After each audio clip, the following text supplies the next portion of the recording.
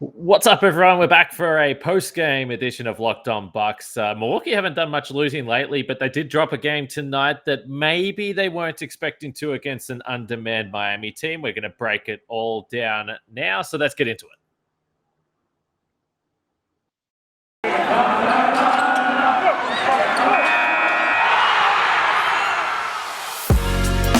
You are Locked On Bucks, your daily Milwaukee Bucks podcast. Part of the Locked On Podcast Network, your team every day. Welcome to Locked On Bucks. I'm your host, Kane Pittman. You can see and hear me on this show daily and find my work over at ESPN. And joining me today is the founder of brewhoop.com and longtime voice of the podcast, Frank Madden. Maybe if you live in Milwaukee, you're waking up a little bit sad tonight. The Bucks lose to the Miami Heat 113-104, but nonetheless, we still appreciate you guys making Locked On Bucks your first listen of every single day. This was a little bit of a strange game, Frank. I mean, we've spent some time, certainly I did yesterday with Justin, discussing the schedule upcoming here and just the nature of the NBA. You want to take advantage of these games. Miami, I've been calling them the try-hard team of the NBA, and I think that they lived up to that reputation tonight. You know what you're going to get against Miami, and it's not, and people, trust me, the Miami fans, they're already in my mentions on Twitter. They're a very sensitive bunch. I'm happy for you that you won this game. It's fine. When I call you tryhards, No, you're not. When I call you tryhards, I'm like, it's a term of endearment, in my opinion. You guys battle every single night. We saw that tonight. No, I actually am fine, Frank, but I'm a little concerned about you. There was a little bit of spice on a post-game tweet about PJ Tucker. Where do you want to start here? Because obviously PJ Tucker had a big impact in this game playing on Giannis. Wasn't a great night for Giannis, only 15 points. Horrendous night from Giannis. Okay, all right. Just let it fly. Look. I mean, there is a long history. Eric Spoelstra has had the best defenses against Giannis, I think, over the course of his career. You look at like his career splits. I think he's close to, if not the lowest, career scoring average. I think he's one of two teams that he's shot under 50% against over his career, and he's had some really good games too.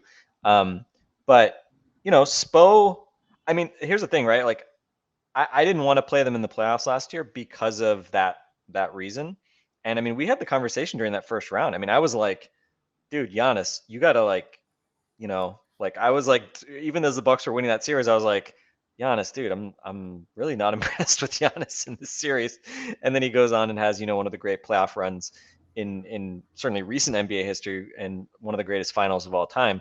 But I mean, it just kind of goes to show you how just some matchups, some teams are just tough. And I mean, the Heat have had so many different versions over the years against Giannis, and they had, the Hassan Whiteside, James Johnson version. And obviously there's been, this latest incarnation with Bam. I mean, the Jay Crowder, Bam Adebayo version that embarrassed the Bucks in the playoffs. And obviously Giannis was injured at the end of that.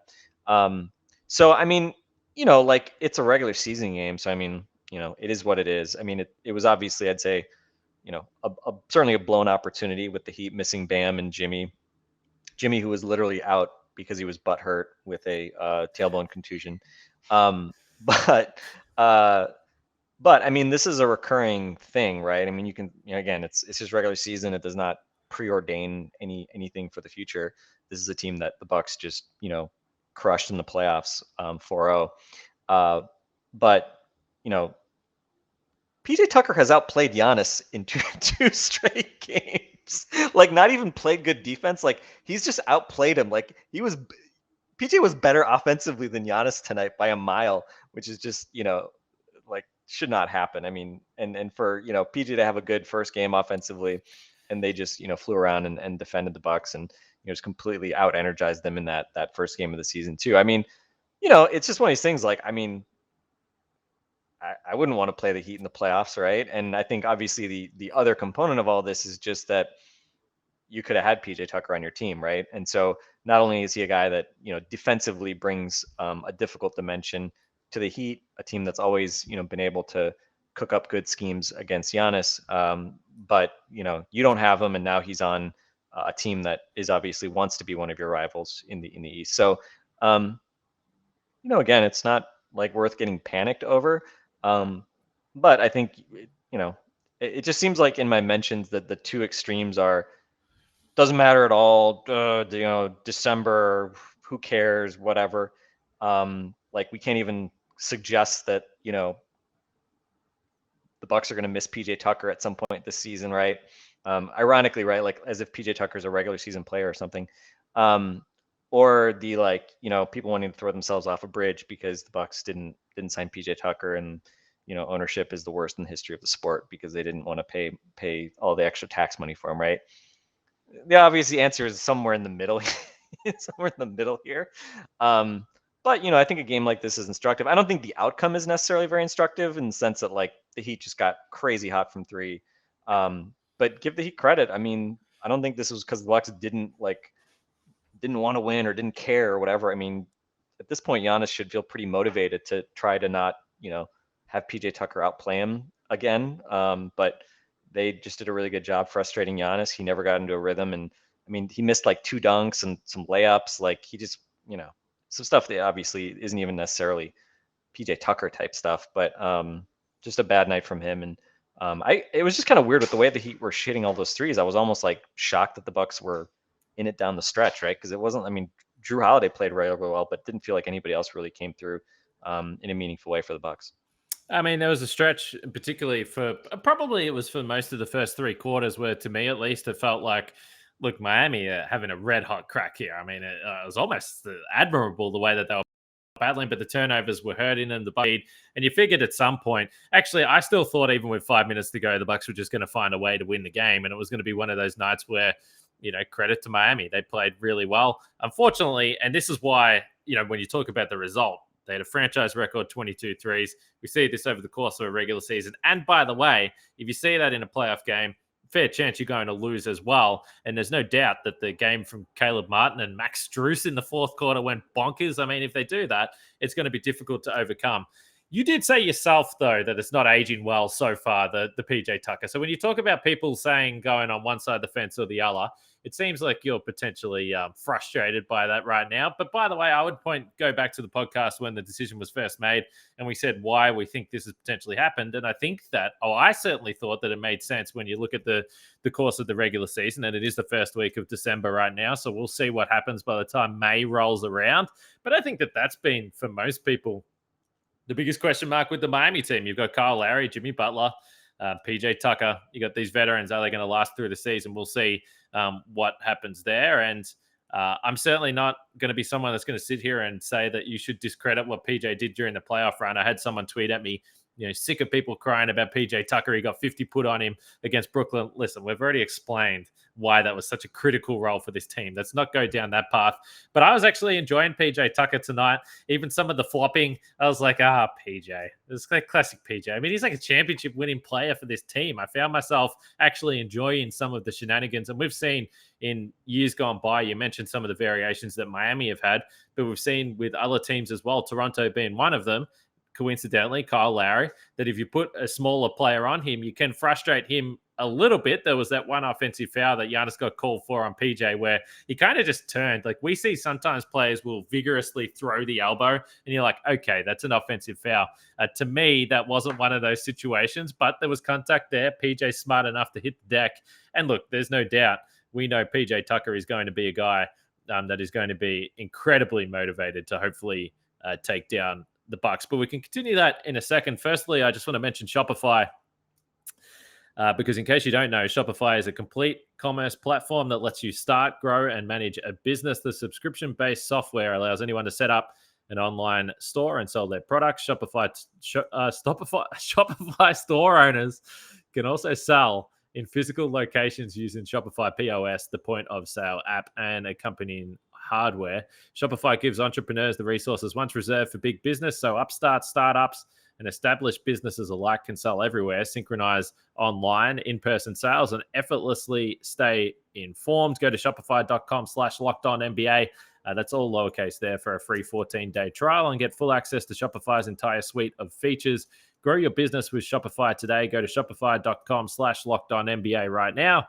That's shopify.com/lockedonnba. And then True Bill, I've been talking about True Bill. These subscriptions that you've got that you forget about, you're spending all this money. True Bill will help you. On average, people save up to $720 a year with True Bill. That you can do some serious stuff. You can buy some Bucks tickets with those $720. There's no doubt.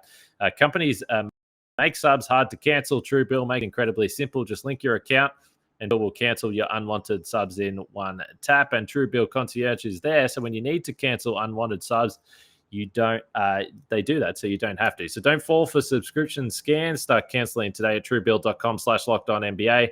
Go right now, truebill.com/lockedonnba. Could save you thousands a year.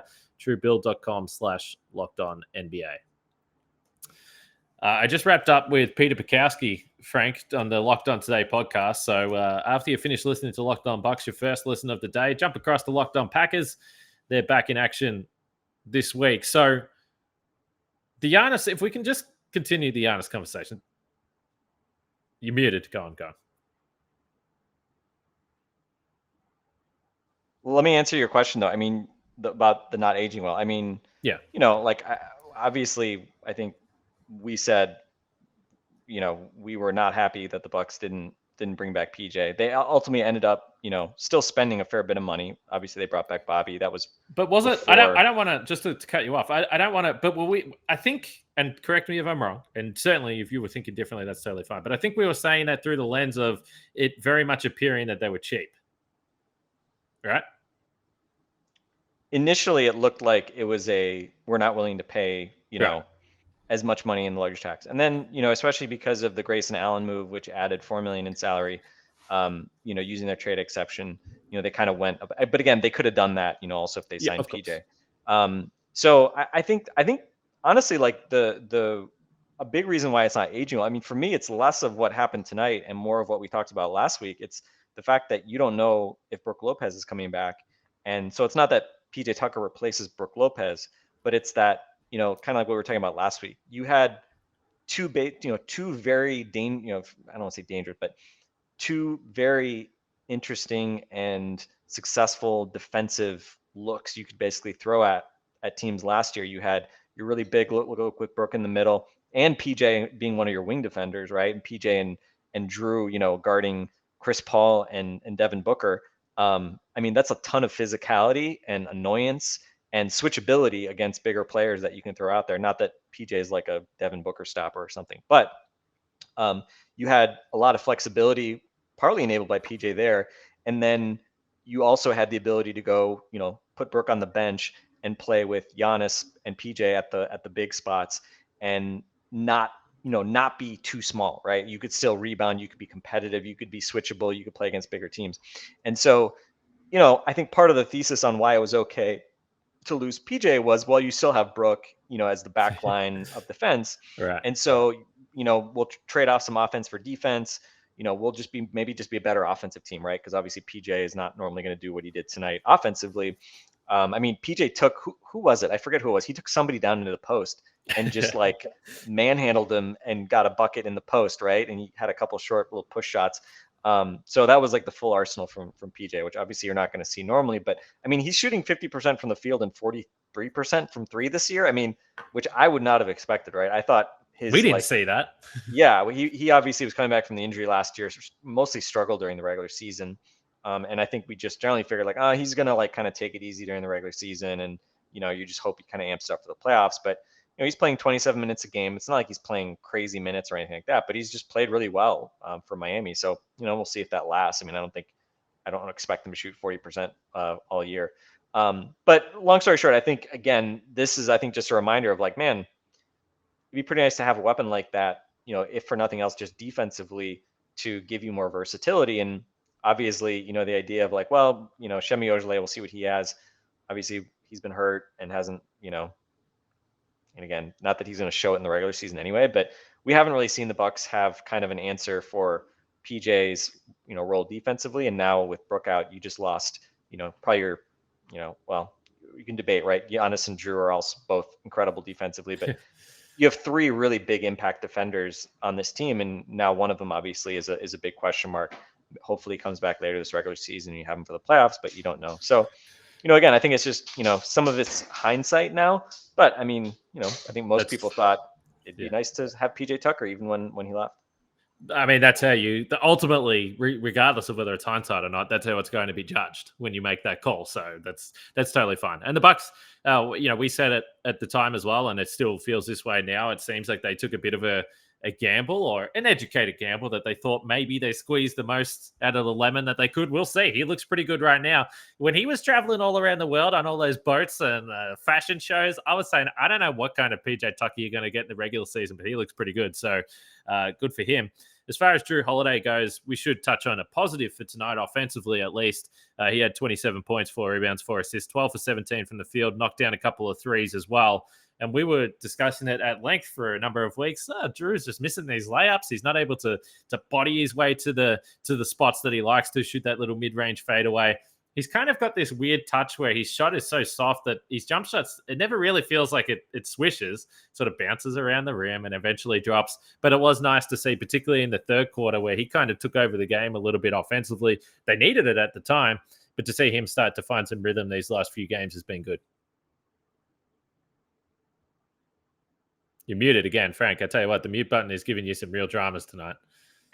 He shot better than 50% in his first 2 games, and I think it was like 7, 8, something like that games in a row that he shot under 50% coming back from the injuries. And that's when we were like, hey, Jrue, this feels a little bit too much like what you were doing during the playoffs last year offensively. And we know you're not, playing the same load and having to exert yourself like you were during the playoffs. So is this just like the long off season, the short off season kind of rearing its head, and he's just not going to, really kind of be there as a regular season guy as much this year. But he's now been 7 of his last 9 games. He shot above 50% from the field, which again it's an arbitrary cutoff. But he's looked way better offensively, certainly over these last games. So that's a definite bright spot. And Chris Middleton's been weird. I mean, he, like Giannis, really struggled in the first half. I don't know if he was like 2 for 8 or something like that. He's had a bunch of games lately where he is just kind of like, oh man, he's having he just looks like he doesn't have it in the first half. And then he really gets it going a bit in the second half. And he did that again tonight. I mean, 20 points on 13 shots. It's like, oh, okay. In Miami, where the Bucks always seem to suck outside of those 2 games in the playoffs that they won. I'll happily take that. But it would, his obviously his especially his shooting numbers on the season have really not come around yet. And so I think that's one of those things, hopefully it's just a matter of time here that Chris begins to get into a better rhythm and starts to knock down, threes at a higher rate, starts to kind of get his efficiency overall up, because certainly that's been an area that he has not been so far this season where you would really want it to be. So yeah, I think all told, Chris and Jrue, I think you look at their stat lines and kind of what they did, you kind of are happy with that. I think, yeah, as much as Giannis's struggles are kind of an obvious talking point. I thought the Bucks defense had some really bad moments tonight. I thought, we talk about, not over-indexing on single game plus minus. Boogie being +9 tonight, I have no idea how that happened. I thought they looked completely lost with him on the floor. Most of the time he was out there defensively. This was one of those games where I think just, a team that's really active and moves a lot and can play small, just really kind of just seemed to have the Bucks kind of in knots. But and then probably the worst part, Caleb Martin, having his career game. Caleb Martin, who I think he's the crappier of the 2 Martin brothers. Although they have basically the identical career 3-point percentages. I think Caleb was released by the Hornets, and then landed in Miami. He obviously was great. And huge first half. If he doesn't have like a career half, and the Bucks may run away with this game and hide at halftime.